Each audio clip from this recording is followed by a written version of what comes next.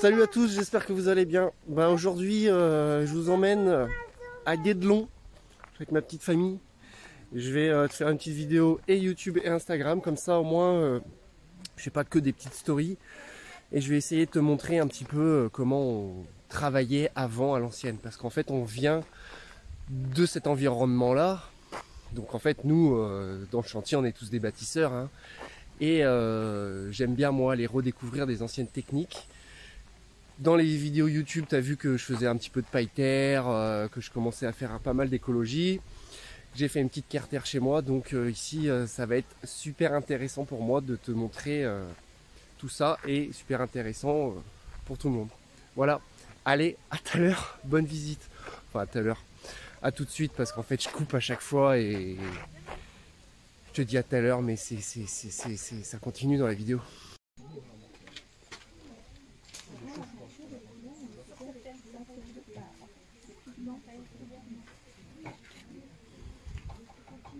Alors là, tu vois, c'est création de pigments. Il y a des mortiers. En fait, pour faire tout ce qui est argile. Poterie.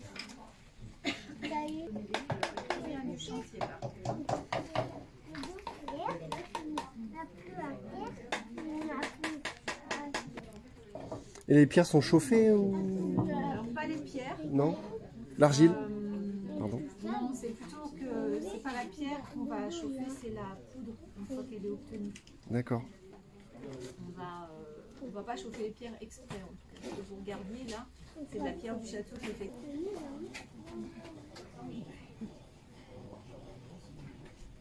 Voilà, la fibre, et puis on a préparé la couleur aussi. On va chauffer avec le d'oignon dans l'eau. Donc maintenant on a filtré et là on a mis le tissu à chauffer dans la couleur. La couleur se fixe. C'est long, non? Pour de combien de temps pour que ça se fixe? Faut compter à peu près 1 heure de cuisson. Il faut que ça boue pendant 1 heure. Ah, ça boue pendant 1 heure. Ouais. C'est ça qui va permettre de fixer la couleur. Donc là, tu vois, c'était de la tannerie. Elles ont mis des plures d'oignons dedans, du linge, et elles vont faire bouillir. Et quand ça bout, elles attendent 1 heure pour fixer la peinture, le tanin des plures d'oignons.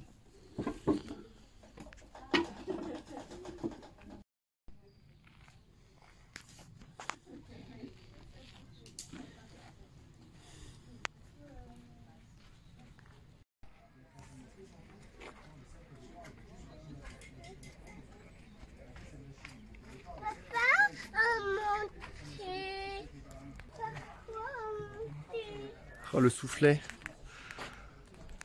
Les soufflets pour activer le feu dans la forge. Ça, c'est le forgeron. Tu vois ?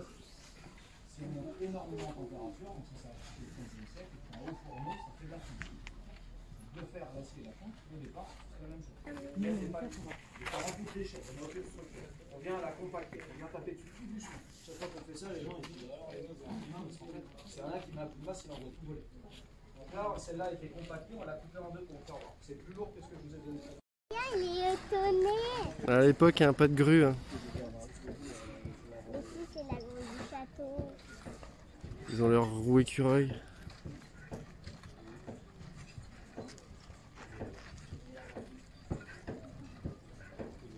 Magnifique.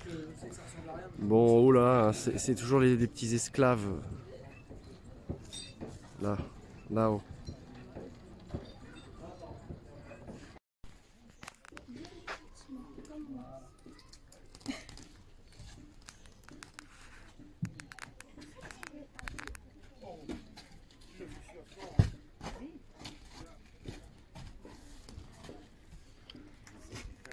Bon, c'est les gâcheurs.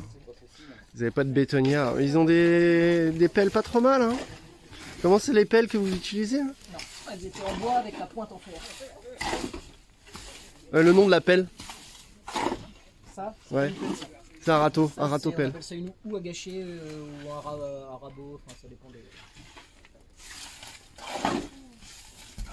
C'est efficace? Regardez bien. Donc chaud aérienne. Là-bas il y a le four là. Et là-bas il y a la mare pour éteindre la chaux.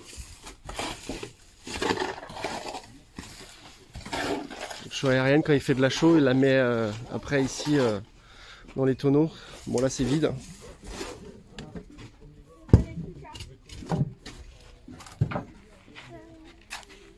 Donc ça sert après à ourder toutes les pierres du château.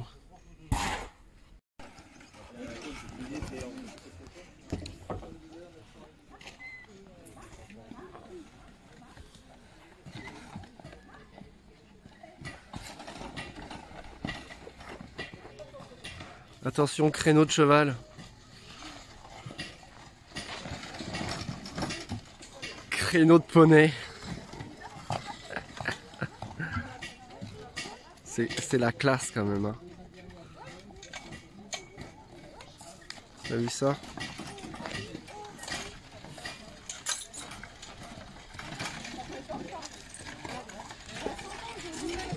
Ah le beau, quel beau créneau.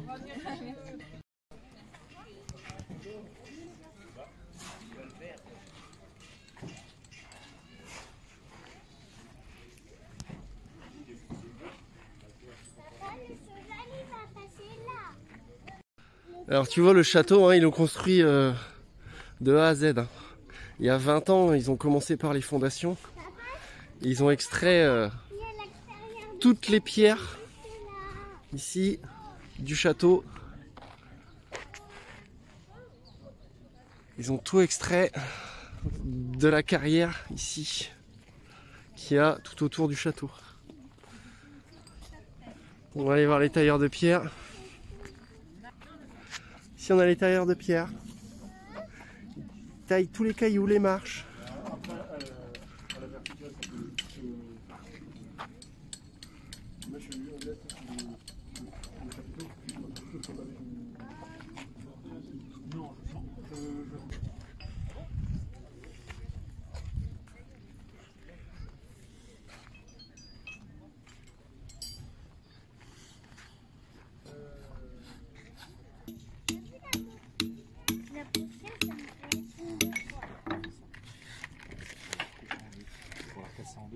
C'est ça.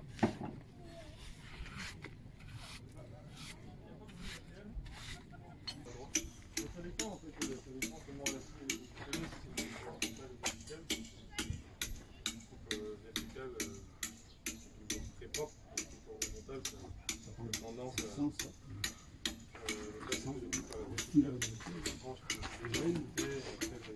gros disque qui va monter, il passe dedans.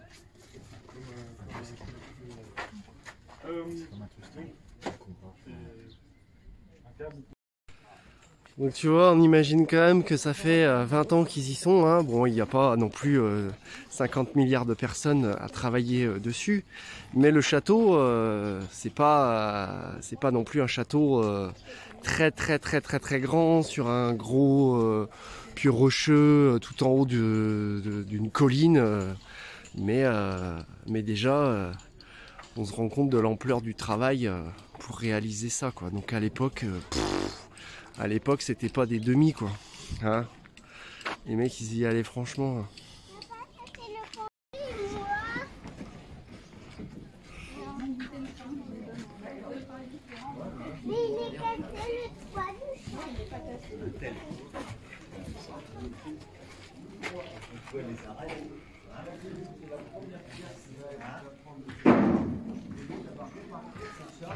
De part et d'autre.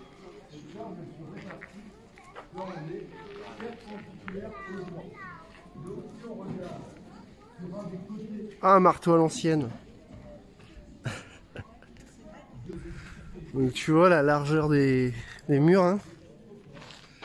Alors 2, 4, 6, 8. Non, ça fait bien presque 2 mètres, je pense. 1m80, 2 mètres.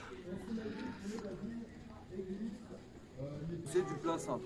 Forcément, souvent les pleins cintres dans ces édifices-là, dans ces églises, eh bien, c'est ce qui va permettre de tenir le plafond. On va avoir notre voûte qui va être permise grâce à ce plein cintre. Donc, il faudra bien, anticiper la poussée, sinon bien, tout le plafond de la nef c'est l'espace central d'une église, va s'écrouler.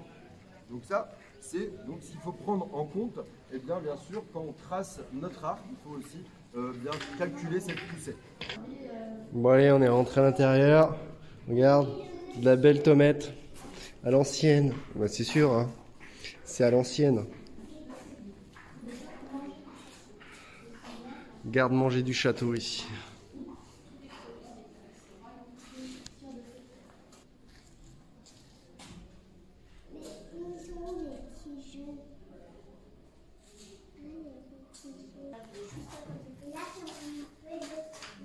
C'est là où on vendait ensuite. On disposait tous les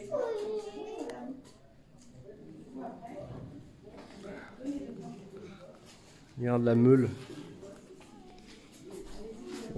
La meule à farine.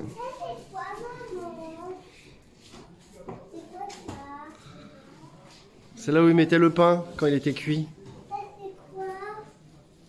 Petit four à pain. Je pense qu'il y a un beau four à pain derrière là.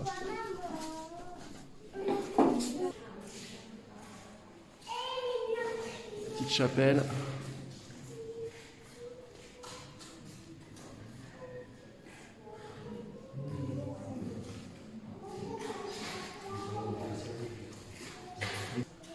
Ah non, tu vois, tout à l'heure, je te disais 2 mètres. Et là, ils disent le couloir d'entrée a une largeur de 3,15 mètres, qui correspond à l'épaisseur des murs.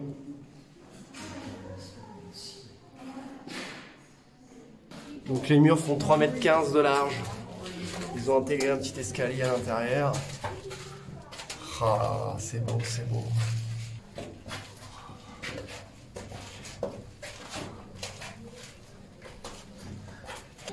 Regarde, un magnifique sol. Une tomate. C'est beau, hein. Bon, le chauffage central de l'époque, hein, c'était au top.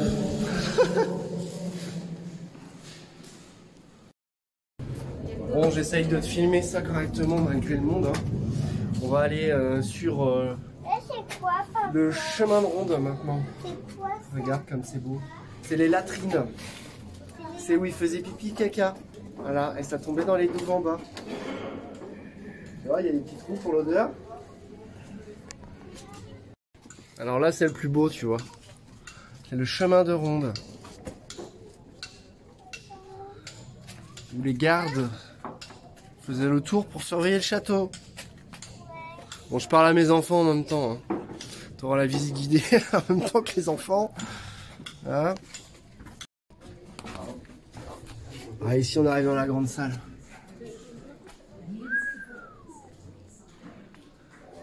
Regarde ça.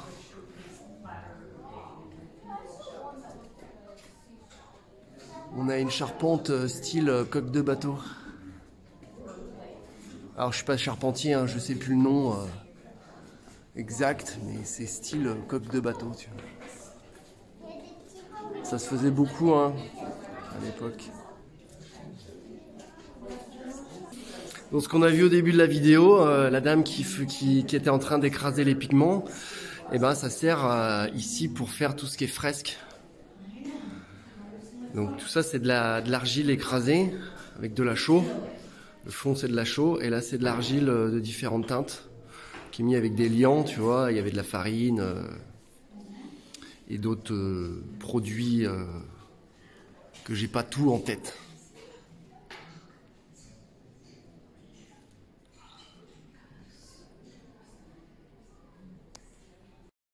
Une petite couronne de fleurs à l'époque.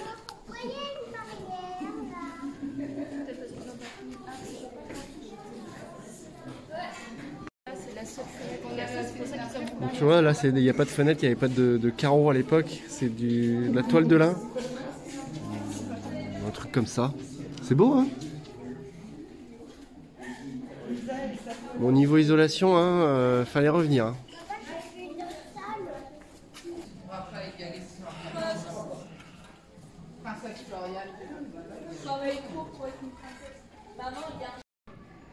Voilà, la petite chapelle. Les lumières divines. Avec un beau petit ciel étoilé, c'est beau hein. Cette peinture à la chaux là, tout naturel. C'est assez lumineux. La petite fresque.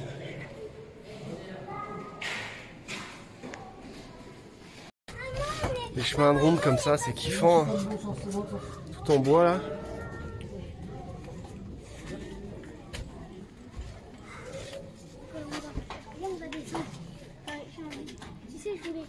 On va aller voir la tour là-bas avant. Allez, on va aller voir cette partie pas encore terminée.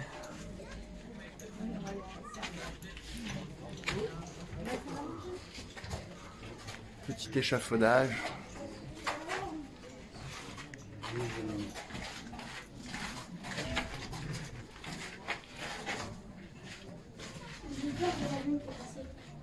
En fait, simplement, c'est le budget qui va. Nous, on part d'un exemple Château Gaillard, un château qui serait 10 fois plus grand que ça. Il aura été construit en 2 ans, mais de 4000 à 6000 ouvriers. Donc voilà, c'est 400 tailleurs de pierre, 600 maçons, voilà, ils sont 300 en carrière. Voilà, donc ça débite. Et c'est le budget.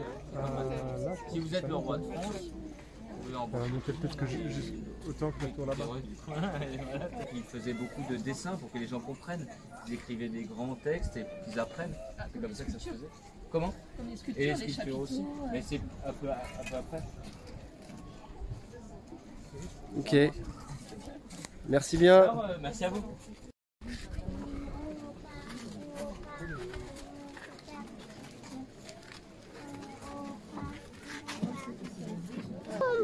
La roue écureuil. Là, ils montent les pierres par là. Dehors, on va aller voir et ils font des cordes en chanvre comme ça là. On va aller faire un petit tour après.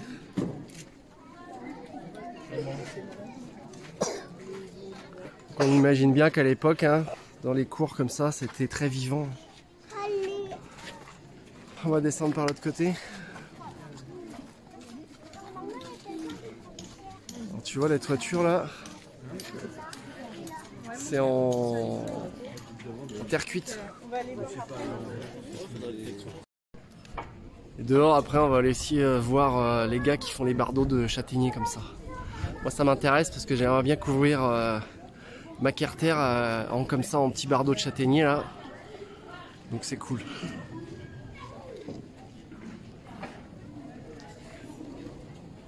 Magnifique escalier en bois.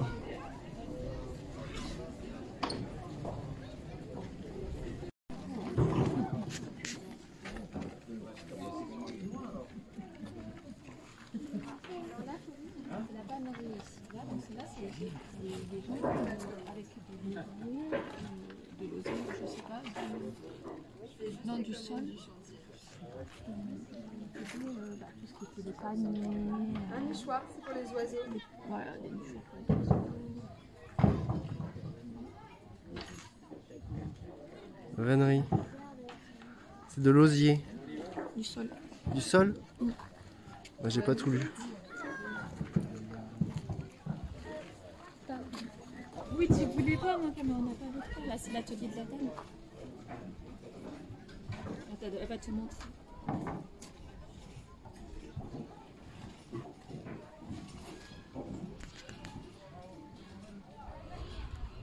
Ça c'est beau. Hein. Peut-être qu'un jour on refera tous des trucs comme ça. Hein. Bah on le refait. Oui, on le refait. Il a commencé de bonne heure. Des beaux torchis. Donc tu vois, c'est quand même beau et écolo hein, de faire des maisons comme ça là. Peut-être qu'un jour, quand il y aura moins d'intrants de pétrole et d'énergie, on refera des techniques.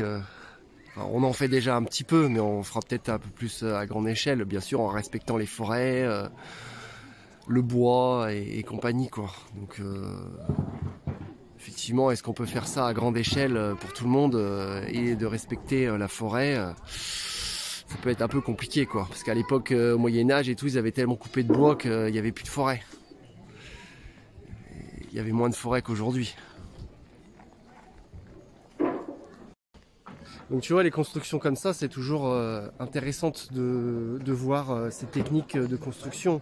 Ce que je te disais juste avant, c'est on dit faut être tout écolo ou tout par laine de verre ou tout isolation biosourcée et tout ça. Mais en fait, moi aujourd'hui, je pense qu'il n'y a pas la ressource pour faire une technique. Il faut faire un mix. C'est comme l'énergie, il faut faire un mix énergétique entre le pétrole, l'éolien et tout ça. Et là aujourd'hui, c'est ce qu'on voit. On voit très bien que on a voulu se couper du nucléaire, par exemple en Allemagne. Qu'est-ce qu'ils font? C'est qu'ils sont en train de remettre des centrales à charbon. Donc tu vois, on nous vend de l'écologie à dire oui, faut arrêter ci, faut arrêter ça. Mais comme on est de plus en plus de gens sur la planète et qu'on veut être de plus en plus aisés et riches, et on se confronte aujourd'hui à des problématiques énergétiques qui font que c'est compliqué. Il n'y a pas de vraie solution sur soit le photovoltaïque, soit l'éolien, soit le nucléaire, soit le pétrole. Il faut faire un mix de tout. Et va falloir apprendre à revenir de plus en plus à la nature, à des techniques comme ça, tout en valorisant et en respectant nos forêts et la nature. Parce que si on ne fait pas ça, ça va pas bien se passer. On va se retrouver dans des situations où on n'est pas prêt, où on n'a pas appris, tu vois. Aujourd'hui, qui c'est qui sait faire des bardeaux de châtaignier, du paille-terre et tout ça? Très peu de gens. Donc on va se confronter à des problèmes qui vont nous dépasser. Voilà. C'est mon avis personnel. Donc quand je dis les choses, c'est toujours mon avis. Après, tu peux mettre en commentaire des choses pour justement débattre là-dessus, mais c'est mon avis. Voilà. Ah, les chiens de garde de la ferme. Voilà. Ils discutent. Petit potager en permaculture. Je crois qu'ils connaissaient la permaculture à l'époque. Ouais, ils ont mis des petites jarres. Je me suis fait piquer par un ortie, c'est pour ça que j'ai décalé. Et ils ont mis des petites jarres dans la terre, tu vois, tu mets de l'eau dedans et en fait ça arrose, ça diffuse l'eau tout doucement dans la terre. Comme ça arrose tranquillement, quoi.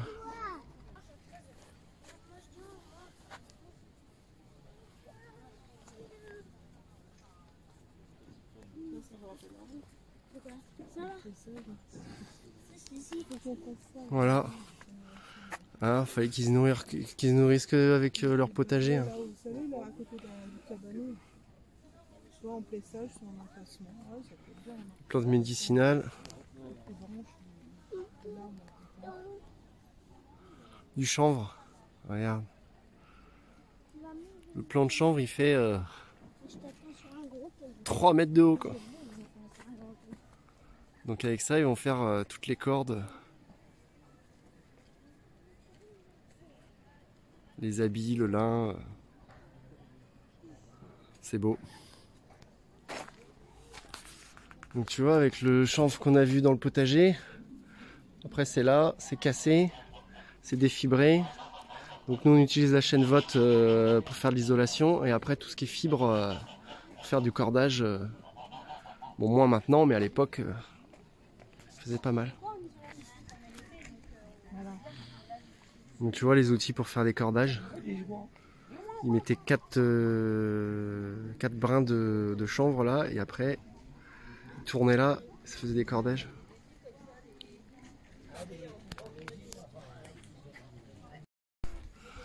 Là ça y est, on est arrivé dans la fabrication des petits bardeaux là. Des tuiles.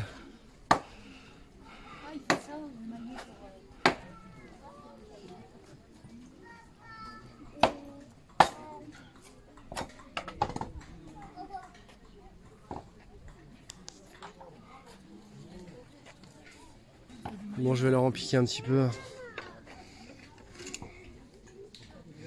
Pas mal. Toutes les tailles.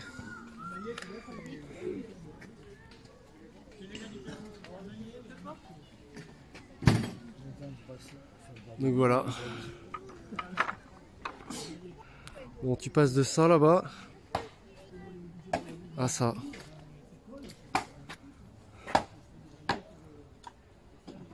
Bon, il y a de quoi passer quelques heures pour faire ça. Bon, bah j'ai plus qu'à m'y mettre. Hein. Je vais trouver du châtaignier et puis c'est parti.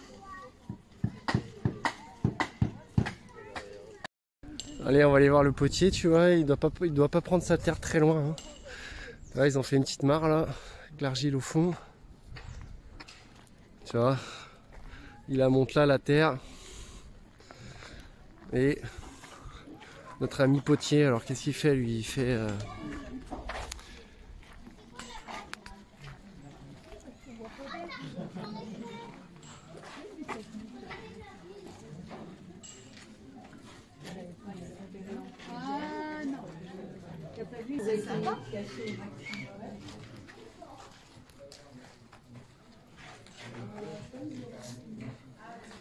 Comme de la pâte à modeler.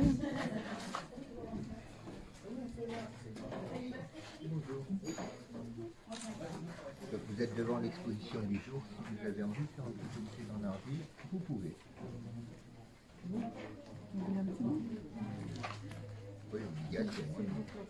Donc là, tu vois, ils font des adobes.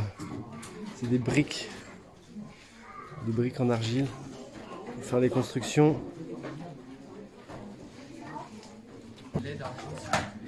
Là, ils font des tuiles. On a rajouté notre farine. Notre farine, c'est les cendres des forgerons.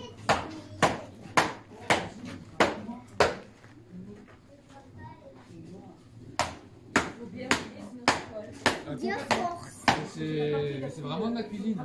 C'est exactement pareil. Alors nous ici c'est que de l'argile. En théorie, alors c'est même pas de l'argile à proprement parler, c'est de la glaise parce que la terre n'est pas dure. Mais on va dire que c'est de l'argile pour simplifier les choses, donc c'est de l'argile et c'est tout. Après on met à sécher. Là, on va la non, on laisse sécher à l'air libre. Donc dans ce bâtiment c'est un séchoir, comme ça on a un courant d'air en permanence. Si on les met à sécher au soleil en disant ça va sécher plus vite, ça casse. Allez, on repasse au potier. Pardon. Regarde, il fait des bols. Sans électricité. Juste un pot en bas, une grosse roue, et puis de la terre. De l'eau. C'est tout un art.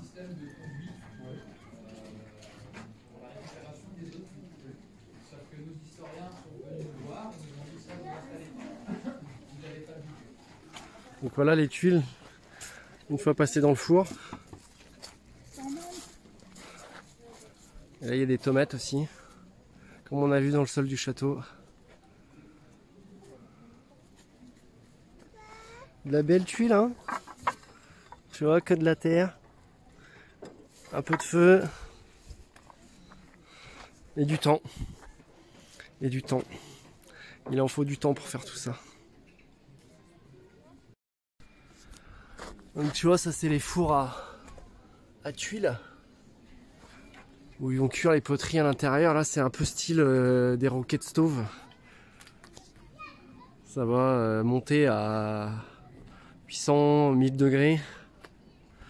Bon là on voit pas bien, mais si on voit le fond là-bas, ils remplissent de poteries à l'intérieur. Et puis ça va chauffer. Alors il y a différentes températures de cuisson. Hein. Les poteries qui demandent plus de cuisson vont être près là-bas du feu. Et après plus on avance et plus on va faire des poteries qui demandent moins de cuisson. Ou alors les couleurs peuvent changer. Pas non plus expert là-dedans, mais j'ai vu 2-3 reportages là-dessus, c'était intéressant quoi. Tu vois, si on va faire des trucs très émaillés, on les met devant là, et après plus on recule et plus on fait des choses où il y a moins besoin de technicité ou de chaleur plus loin quoi.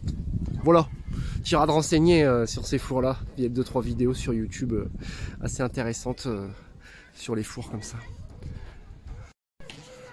Allez, on va finir notre périple avec les charpentiers.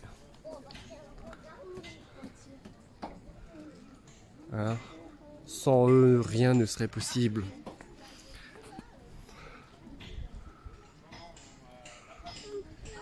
Ils vont faire de l'échafaudage, les toits.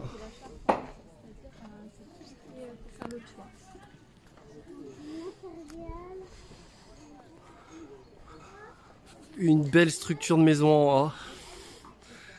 Hein, de plus en plus vu aujourd'hui, hein, les maisons en haut comme ça là, c'est simple à faire.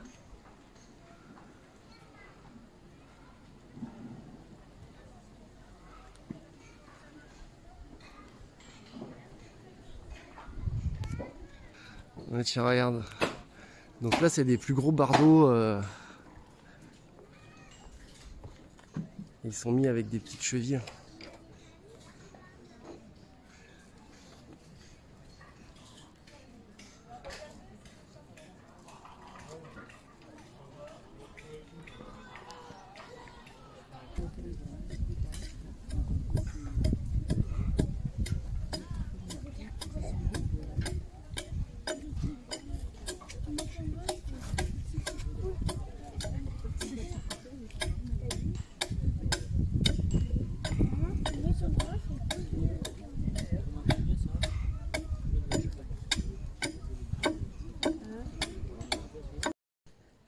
Bon, petite clap de fin de cette vidéo, j'espère que tu auras kiffé. J'essaie de te filmer comme je pouvais malgré le monde, les enfants, la famille autour. Donc voilà, partage super sympa.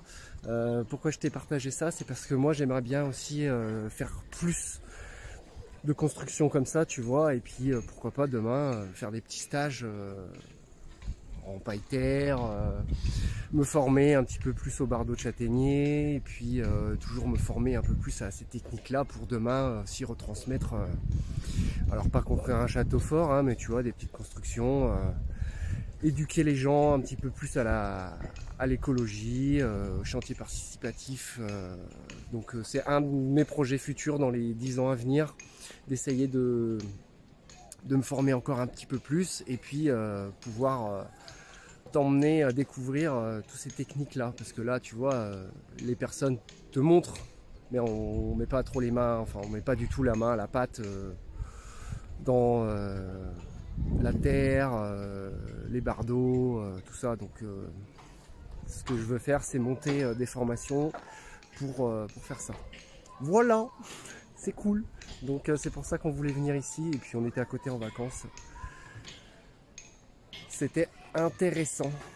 Allez les amis, je vous dis à bientôt et puis gardez la pêche, gardez le goût et on se retrouve très vite dans une prochaine vidéo. À bientôt, ciao ciao.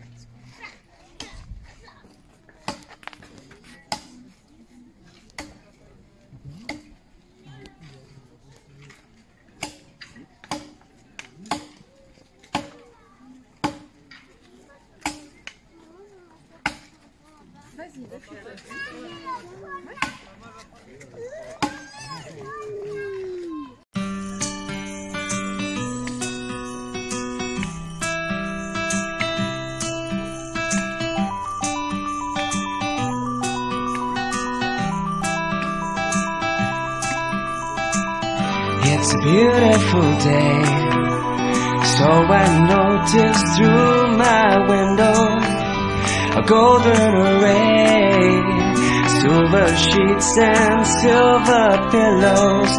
I just can't behave, so pick me up and drop me down.